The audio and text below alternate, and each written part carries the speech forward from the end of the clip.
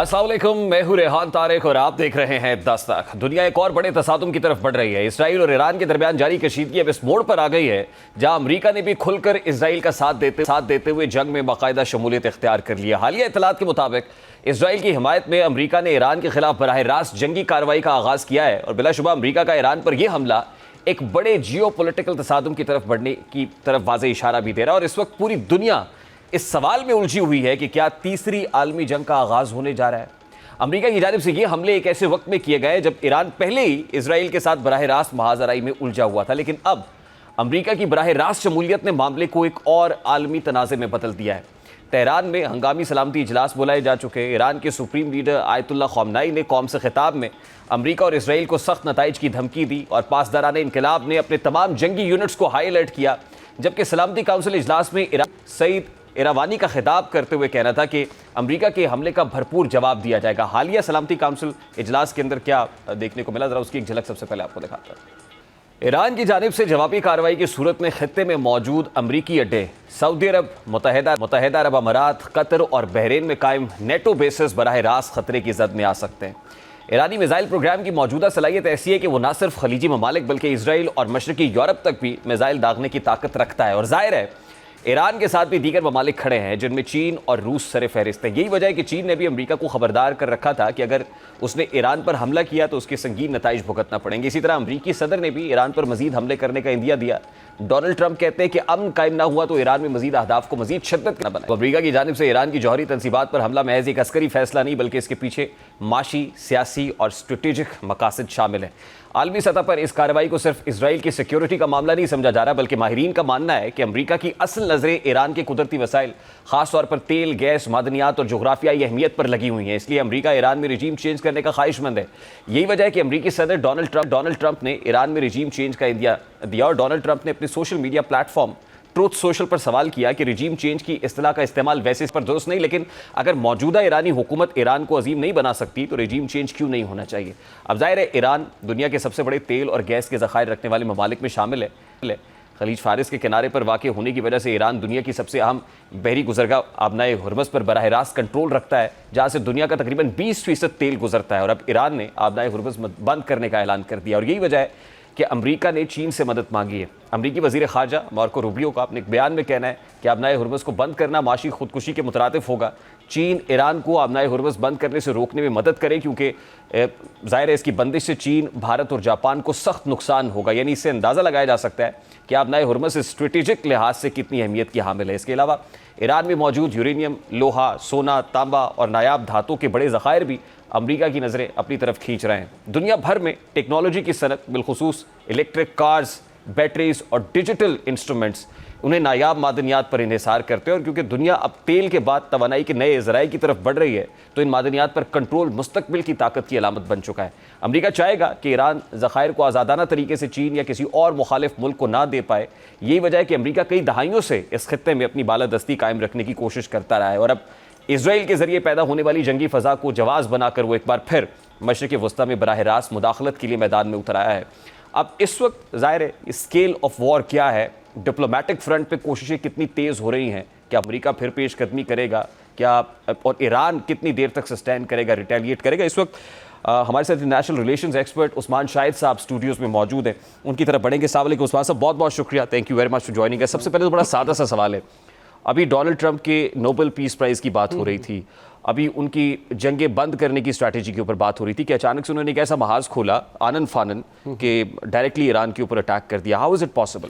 मेरे ख्याल में वो शुरू से ही जो है स्ट्रेटेजिक एम्बिग्विटी क्रिएट करके ये मैसेज दे रहे थे कि मैं मैडमैन थ्योरी पे काम कर रहा हूँ, मेरी इरेशनल अप्रोच को जो है कॉन्शियसली देखें। और ईरानियन क़यादत ने जितने अच्छे तरीके से रीड किया, हम देखते हैं इस जंग के अंदर डोनाल्ड ट्रंप को शुरू में नो डाउट उनसे मिसकैलकुलेशन हुई जब वो मुज़ाकरात कर रहे थे और डोनाल्ड ट्रंप डबल गेम करके कंप्लीसिट थे। हमने देखा शुरू में जो डेंट पड़ा ईरानियन क़यादत को, उससे वो बड़े हद तक निकलने में कामयाब हो गए और अब बड़े संभल गए हैं। डोनाल्ड ट्रंप की इस मूव के बाद इजराइल चाहता था कि ईरान जो है अपने एग्रेशन को लॉन्च कर दे अमेरिकन बेसिस पे, लेकिन जिस तरीके से जिस हम देखते हैं ज़िम्मेदाराना क़यादत का सबूत दिया अली ख़ामनेई और उनकी जितनी भी अपना वहाँ पे डिसीजन मेकिंग की फोर्सेस हैं, कि उन्होंने स्मार्ट मूव करते हुए आबनाए हुर्मुज़ को बंद करने का फ़ैसला किया है, जो स्ट्रेटजिकली जो है उनके हक़ में जाता है। मेरे ख्याल में मैं इस एस्केलेशन के अंदर देखता हूँ कि अब बॉल जो है वो इरानियन क़यादत की कोर्ट में है और सारे डायनामिक्स जो हैं ज़मीन के ऊपर उन्हें फेवर दे रहे हैं। तमाम मिडल ईस्ट इस वक्त जो है उनके कैंप के अंदर है और वो नहीं चाहेंगे कि अमेरिका की उन 8 बेसिस को टारगेट करें जो इस वक्त सुन्नी वर्ल्ड के अंदर हैं, जो तकरीबन एटलीस्ट अब हम बात करें रेटरिक की हद तक तो जो है ईरान के साथ खड़े हुए हैं। और डोनाल्ड ट्रंप ने कल बड़ी इंपॉर्टेंट बात की, डोनाल्ड ट्रंप ने वन ऑफ की बात की, जिसका मतलब है एक ही दफ़ा की स्ट्राइक। अमेरिका के पास 20 से 22 हैं ये 13,600 किलोग्राम के जो बम कल उन्होंने गिराए हैं और उसमें से 14 वो एग्जॉस्ट कर चुके हुए हैं, मार्को रूबियो ने कहा। और याद रखें डोनाल्ड ट्रंप लंबे अरसे तक इस जंग का पार्ट नहीं बनना चाहते। उसकी बड़ी रीज़न है कि मैगा जो उनका मेक अमेरिका ग्रेट अगेन की बेस है उनकी, खुद रिपब्लिकन नहीं चाहते कि अमेरिका एक्टिव इस वॉर के अंदर जो है एंटर हो जाए। यहाँ पर नाजरीन ये देखना बड़ा ज़रूरी है कि ये वॉर जो है इस वक्त इसकी नेचर बड़ी डिफरेंट है। एयर पावर के थ्रू सारा कुछ हो रहा है, ये ज़मीनी इनकर्जन नहीं है कि फ़ौजें आमने सामने आ जाएं। और डोनाल्ड ट्रंप एक लंबे अरसे तक एक नया महाज नहीं खोलना चाहेंगे और उसकी बड़ी रीज़न है मिडल ईस्ट की फोर्सेस भी नहीं चाहती हैं, यहाँ पे सऊदी अरेबिया, यूएई, कतर भी नहीं चाहता कि एस्केलेशन इस हद तक हो जाए कि उनके कंट्रीज़ को इसमें इन्वॉल्व होना पड़े। उस्मान साहब, यहाँ 2 बड़ी इंपॉर्टेंट बातें आपने की हैं। देखिए, मेक अमेरिका ग्रेट अगेन का जो एक नैरेटिव डोनाल्ड ट्रंप लेके इक्तदार के अंदर आए और ज़ाहिर रिपब्लिकन्स की तरफ से भी खासी रेजिस्टेंस का सामना है, फिर कांग्रेस से अप्रूवल की बात हो रही है कि लिए बगैर आपने ये अटैक कर दिया। पॉलिटिकल कैपिटल लूज करने का बहुत बड़ा खतरा ज़ाहिर है डोनाल्ड ट्रंप को भी है और दूसरी तरफ बेंजामिन नेतन्याहू को भी है कि जिस दिन वोट ऑफ नो कॉन्फिडेंस आनी थी उससे एक दिन पहले आपने ये किया और ज़ाहिर है गम गलत करने की कोशिश तो की, लेकिन जितना आप इसको तवालत दे रहे हैं उतना लगता ही है कि इस दलदल में आप धंसते चले जा रहे हैं।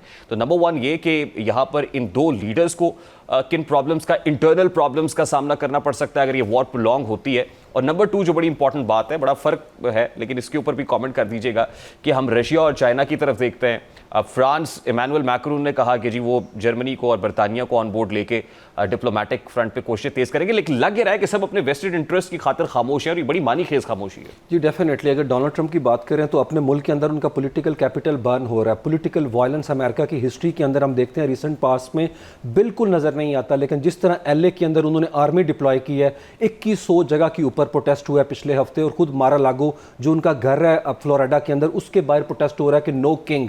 तो डोनाल्ड ट्रंप डोमेस्टिकली भी बड़ा सफ़र कर रहे हैं।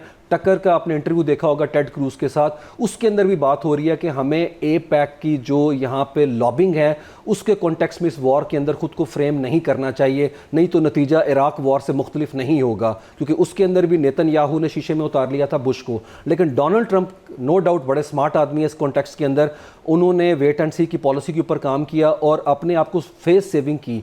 मैं नहीं समझता वहाँ के ऊपर उन्होंने जो डिप्लॉयमेंट की हुई है उसको उस हद तक लेके जाएंगे कि ईरान के साथ एक नया फ्रंट खुल जाए, जबकि खुद उनके हमायती जो हैं रिपब्लिकन पार्टी के अंदर वो क्वेश्चन कर रहे हैं। दूसरी तरफ आपने बात की नेतन्याहू अपना तमाम कैपिटल बर्न कर चुके हुए हैं। वो हमेशा से कोशिश करते थे कि वेस्ट उन्हें एक विक्टिम स्टेट के तौर पर देखे, लेकिन मेरे ख्याल में पिछले हफ्ते पाबंदी लगा दी है। उनकी वॉर कैबिनेट के मिनिस्टर हैं बेन गवीर और दूसरे स्मूट्रिच, दोनों के ऊपर UK में, न्यूजीलैंड में, नॉर्वे और कनाडा ने पाबंदी लगा दी है। वो ना सिर्फ आ सकते हैं, उनके एसेट्स फ्रीज कर दिए गए हैं।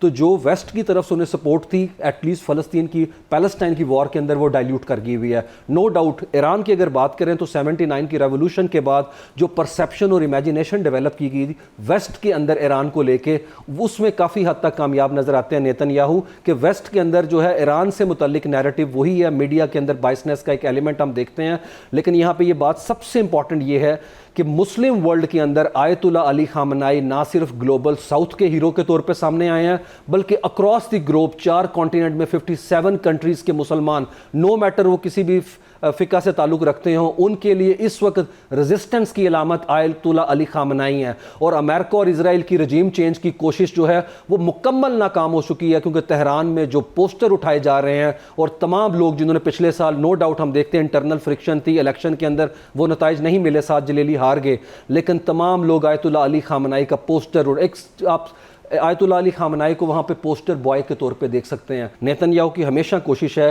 कि अमेरिका को अपनी प्रॉक्सी के तौर पे इस्तेमाल करके इस जंग को ईरान और अमेरिका की जंग बना दिया जाए। लेकिन मेरे ख्याल में अमेरिकन भी समझ चुके हैं इस चीज़ को बड़ी अच्छी तरीके से, और खुद IDF भी समझ रही है कि हम ड्रेन हो रहे हैं, एग्जॉस्ट हो रहे हैं। अभी परसों स्टेटमेंट आई है IDF के चीफ ऑफ स्टाफ की कि पहले 2 दिन 48 घंटों में हमने $1.45 बिलियन एग्जॉस्ट किए इस वॉर के अंदर है। यहाँ पे ईरान के एंड पे जिस चीज़ पे काम करने की ज़रूरत है वो जो उनके अंदर घुसे हुए हैं लोग, जो हमने देखा कि किस तरीके से IDF ने वहाँ पे इन्फिल्ट्रेशन कर दी है, और पासदरान इनकलाब अल-कुद्स के अंदर जो लोग थे इरानियन, अब उनके ऊपर क्रैकडाउन स्टार्ट कर चुके हैं और अभी तक 22 लोगों को वहाँ पे एग्जीक्यूट कर दिया गया है। तो मेरे ख्याल में इरानियन कौम जो है उसने बाउंस बैक किया है, इरानियन क़यादत ने बाउंस बैक किया है, और दुनिया के अंदर वो तमाम फोरम जो इसको एग्रेसर के तौर पे देखते थे आज विक्टिम के तौर पे देखते हैं।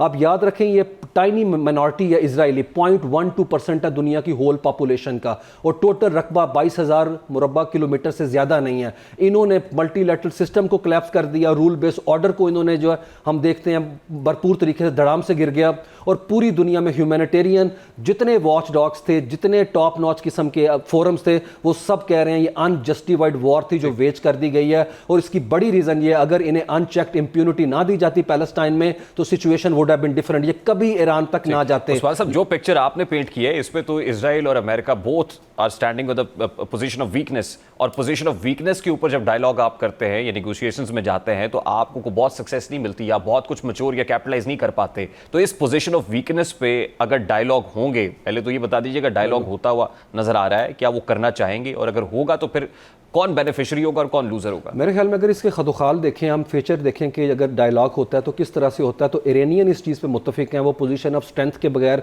डायलॉग की टेबल के ऊपर नहीं बैठेंगे, और मेरे ख्याल में उन्हें बैठना भी नहीं चाहिए। 2018 में JCPOA की अंडरस्टैंडिंग से निकला अमेरिका, इसी नेतन्याहू ने डोनाल्ड ट्रंप को इन्फ्लुएंस किया। अभी भी वो मुज़ाकरात की टेबल पे ओमान में बैठे थे, संडे का इजलास अपना अटेंड करने के लिए शामहानी रेडी थे, लेकिन उनके ऊपर वॉर वेज कर दी गई। इरानियन बड़े इस हवाले से क्लियर हैं, जब तक E3 European 3 country France, Germany, UK वहाँ पे मौजूद नहीं होंगे, वहाँ पे रशियन और चाइनीज़ नहीं होंगे, क्योंकि अमेरिका ट्रस्टवर्दी जो है पार्टनर के तौर पे सामने नहीं आया इस जंग में, वो कंप्लिसिट था इस वॉर के अंदर, और वो वन साइडेड है। मेरा नहीं ख्याल इरानियन 1-on-1 उनके साथ मुज़ाकरात करना चाहेंगे, और अगर इरानियन पोजीशन ऑफ वीकनेस पे होते तो इस वक्त वो मुज़ाकरात की टेबल पे आ चुके होते। मेरे ख्याल में बाल उनकी कोर्ट के अंदर है, और जिस तरीके से उनके पास माइलेज है उन्होंने बड़ा स्मार्टली मूव किया। यहाँ मैं आपको नाज़रीन को ये भी बताता चलूँ, आबनाए हुर्मुज़ को ज़्यादा देर तक चोक नहीं कर सकते। उसकी बड़ी रीज़न है कि वो खुद को भी इन्फ्लिक्ट करेंगे वूंड, और सबसे बड़ा उनके जो रीजन में पार्टनर हैं चाइनीज़, क्योंकि चाइना की एनर्जी सिक्योरिटी की डिपेंडेंसी है ईरान पे। ईरान से 80% जो पेट्रोल बाहर जाता है वो चाइना में जाता है, और चाइना कभी नहीं चाहेगा कि उसका जो एनर्जी सिक्योरिटी है वो जो है वो सिचुएशन डाइल्यूट कर जाए, और इरानियंस भी नहीं चाहेंगे कि इंटरनेशनली ये मैसेज जाए और इसको कैश करे नैरेटिव को कि ग्लोबल रिसेशन के पीछे ईरान का हाथ है। तो ईरान वक्ती तौर पे ये मूव कर रहा है, और याद रखें इरानियन, कल भी पासदरान इनकलाब के लीडर ने कहा है वेट एंड वॉच, हम अमेरिका को रिस्पॉन्ड करेंगे, लेकिन उसकी नेचर क्या होगी और उसकी टाइमिंग क्या होगी, it is yet to be decided. मेरे ख्याल में हमेशा पाकिस्तान ने भी ऐसा किया इंडिया के मामले के अंदर, और स्मार्ट मूव यही है कि नी जर्क रिएक्शन अमेरिका को ना दिया जाए और 2 फ्रंट वॉर ना खोली जाए। ठीक, लास्टली एंड वेरी क्विकली, मुझे पाकिस्तान से मुताल्लिक इसके सारे इम्प्लीकेशंस पर बात करी, लेकिन मौलाना फजलुर रहमान जो जमीयत उलमा इस्लाम फे के सरबराह, जरा उनका स्टेटमेंट आपके सामने रखते हैं, उसके बाद इस पर आते हैं। ये दिखाइएगा जी। उस्मान शाह साहब, मौलाना तो मुतालबा कर रहे हैं कि जो नोबल पीस प्राइज़ के लिए हुकूमत पाकिस्तान ने मूव किया उसको फौरी तौर पर ना सिर्फ कंडेम किया जाए, वापस लिया जाए। How do you see that? मेरे ख्याल में बड़ी अफसोसनाक सूरत हाल थी। एक ऐसी सिचुएशन में जब डोनाल्ड ट्रंप कंप्लीसिट थे, वेपन प्रोवाइड कर रहे थे उन फ़लस्तीनियों के कत्लेआम में, जो पूरी दुनिया ने देखा, लाइव स्ट्रीम्ड हमने जेनोसाइड देख रही, और बल्कि देख रहे हैं अभी तक है। उसके बाद पाकिस्तान का ये मूव मेरे ख्याल में स्मार्ट नहीं था, ना सफारती लिहाज से, और ना ही हम देखते हैं अभी जो मुलाकात हुई उसके कॉन्टेक्स्ट के अंदर। तो हमने इरानियंस को भी ठीक मैसेज नहीं भेजा, क्योंकि हम एक तरफ कह रहे हैं नोबेल पीस प्राइज़ के लिए कैसे बंदे को नॉमिनेट किया जाए जो ईरान पे अनजस्टिफाइड हमले की जो है सताइश करता है, और दूसरी तरफ हम OIC में बैठे हुए हैं। तो मेरे ख्याल में हमने लूज़ किया सफारती एंड के ऊपर, और डोनाल्ड ट्रंप जो है वो कंपल्सिव लायर हैं, उन्होंने अगले दिन ही बता दिया कि वो डिज़र्व नहीं करते इस तरह की स्टेटमेंट। बहुत बहुत शुक्रिया उस्मान शाह साहब आपके वक्त के लिए। इंटरनेशनल रिलेशंस एक्सपर्ट उस्मान हमारे साथ मौजूद थे। सिचुएशन खासी डेवलपिंग है, और जैसी जैसी चीज़ें डेवलप हो रही हैं इंशाल्लाह इस पर अपडेट करते रहेंगे। पाकिस्तान की इंटरनल पॉलिटिक्स में भी जो जोड़ तोड़ की सियासत है वो अरूज पर है, इस पर कुछ बात करेंगे इस ब्रेक के बाद। हमारे साथ रहिए।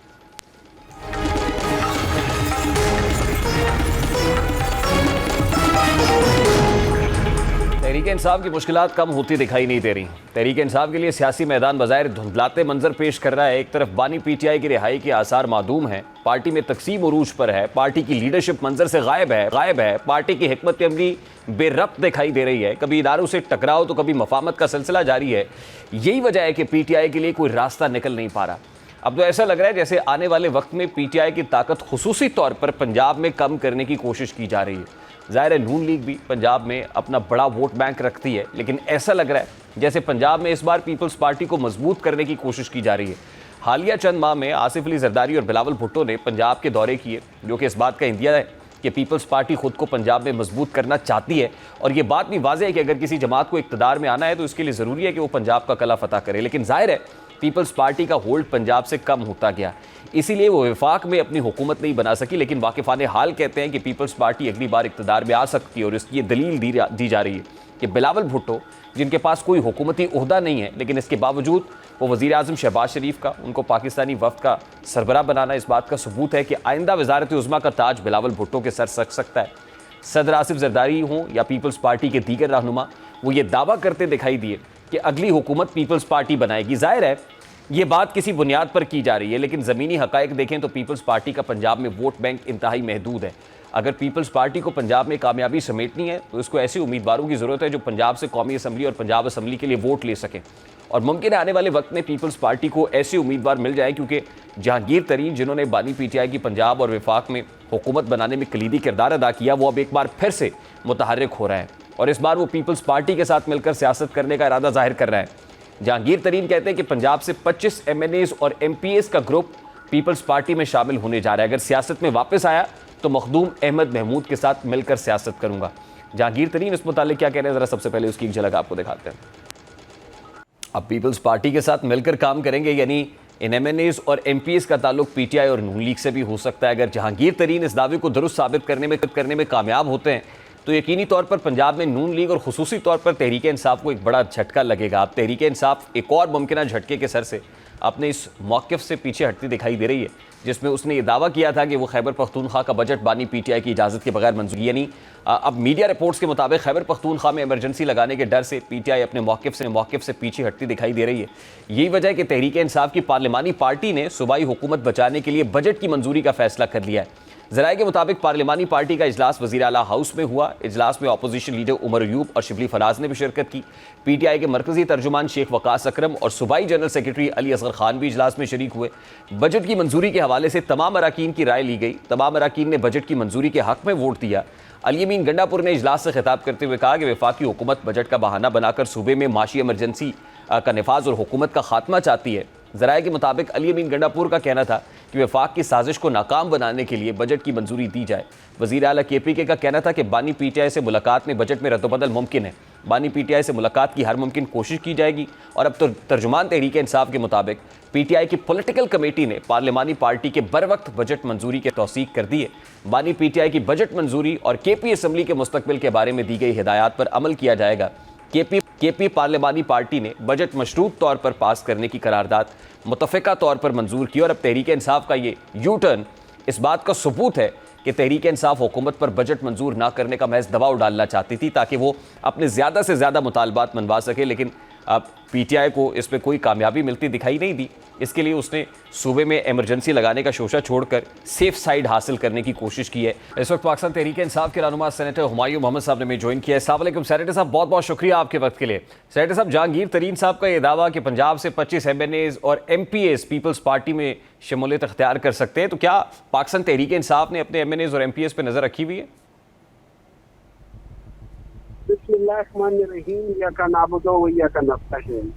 पाकिस्तान तहरीक इंसाफ को किसी के ऊपर नजर रखने की जरूरत नहीं है। अगर कोई पाकिस्तान तहरीक इंसाफ को छोड़ के जाना चाहता है, वो अपनी मर्जी से चला जाए, उसकी पॉलिटिक्स खत्म हो जाएगी। अगर जो पाकिस्तान तहरीक इंसाफ में रहेगा, उसकी पॉलिटिक्स, उसकी इज्जत रहेगी। जो छोड़ के जाएगा, ना उसकी इज्जत रहेगी, ना उसकी पॉलिटिक्स रहेगी। आप उसकी मिसाल जहांगीर तरीन को खुद देख ले, उसकी अपनी पॉलिटिक्स खत्म हो गई है।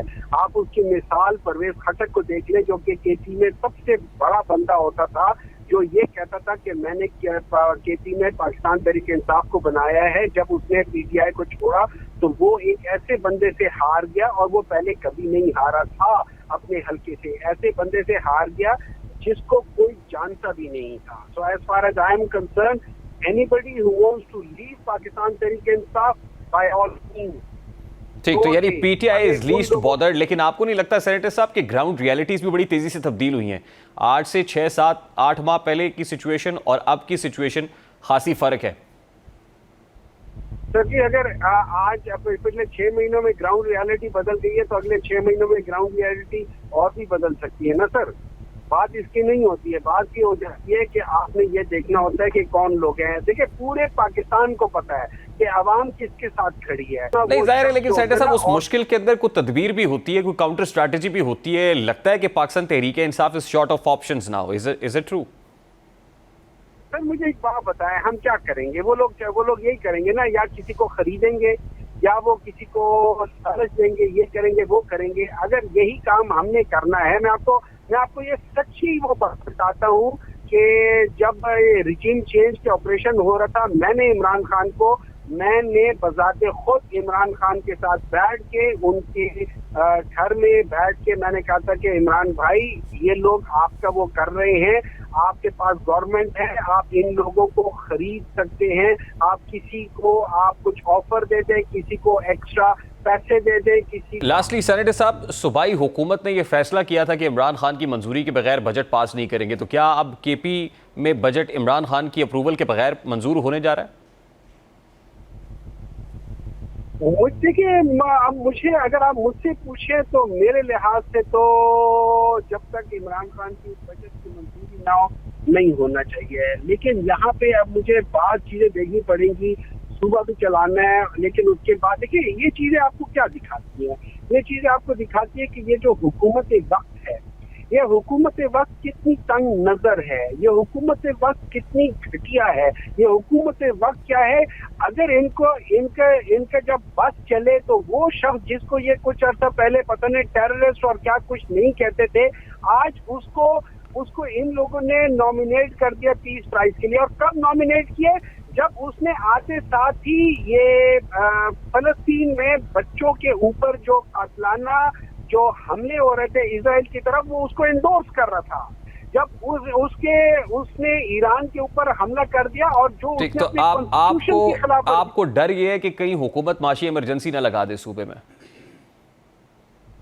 देखिए, मुझे ऑनेस्टली उसका डर नहीं है। मुआशी इमरजेंसी लगाती है, ये करती है। ये लोग अगर इनके पास, देखिए, इन लोगों ने जब इनका क्या नाम है उसका ख्वाजा आसिफ जो कि डिफेंस मिनिस्टर है, जब डिफेंस मिनिस्टर खुद कहता है नंबर 1 के हम लोग हाइब्रिड रिजीम है, ये डिफेंस मिनिस्टर खुद कह रहा है कि हम हाइब्रिड रिजीम है, मीन कि वो इतराफ कर रहे हैं कि इनकी हैसियत कुछ नहीं है। अब मुझे नहीं पता, पिछले दिनों कोई बात चल रही थी, कोई एक बात हुई थी कि पता नहीं अगर कोई इस किस्म का कोई अच्छा काम करे तो उसकी भी हिमायत करनी चाहिए। मैंने वो सुना नहीं था, मुझे सिर्फ ये मतीउल्लाह जान के प्रोग्राम से उसकी एक क्लिप का वो मुझे हुआ, अब वो बना हुआ है, ये वाकई ऐसी कोई बात हुई है तो ये उस सूरत पे आ गए।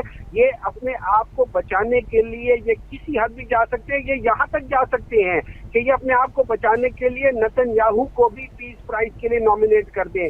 Sir, I have to take a very quick short break here. Senator Humayun Mohammad sahab, बहुत बहुत शुक्रिया। पाकिस्तान तहरीक इंसाफ के रहनुमा सेनेटर हुमायूं मोहम्मद हमारे साथ मौजूद थे। पंजाब हुकूमत 10 खरब की बेज़ाब्तगियाँ जो है वो हुई हैं पंजाब गवर्नमेंट के अंदर, और किस वजह से हुई हैं, किस डोमेन में हुई है, जर्नल की रिपोर्ट क्या कह रही है, ये सब बात करेंगे इस ब्रेक के बाद। हमारे साथ रहिए।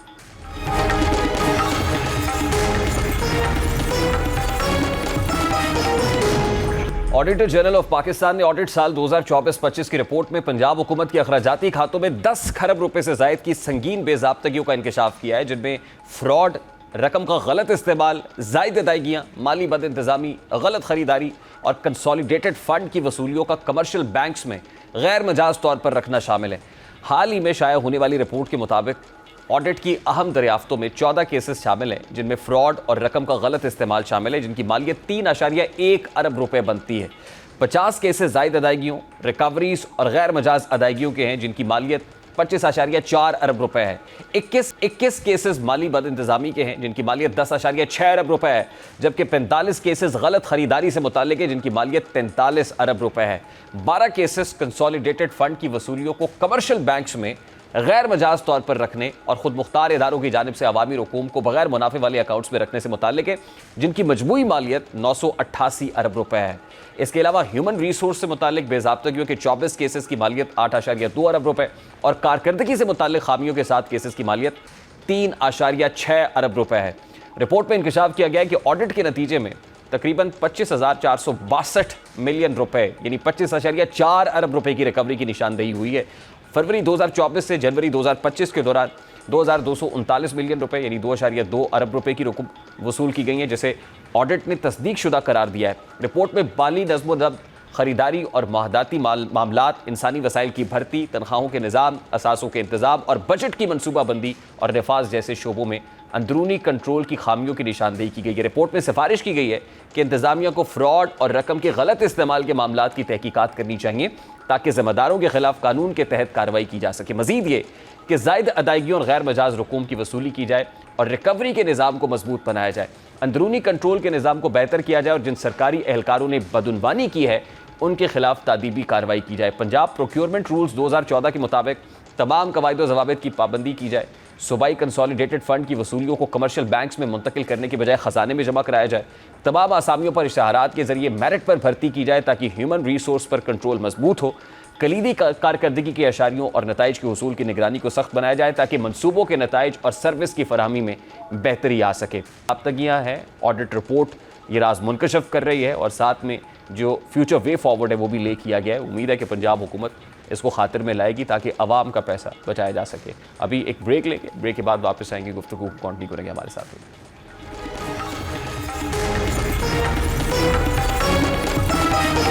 एक ताज़ा तहकीक ने दुनिया भर के इंटरनेट सारिफीन के होश उड़ा दिए हैं क्योंकि नई रिपोर्ट के मुताबिक तकरीबन 16 अरब लॉग इन रिकॉर्ड्स ऑनलाइन मुजरिमान की दस्तरस में आ चुके हैं। इस खतरे की शिद्दत का अंदाज़ा इस बात से लगाया जा सकता है कि अब सिर्फ बड़े इदारे नहीं बल्कि सारिफ का ज़ाती कंप्यूटर भी हैकर्स के निशाने पर है।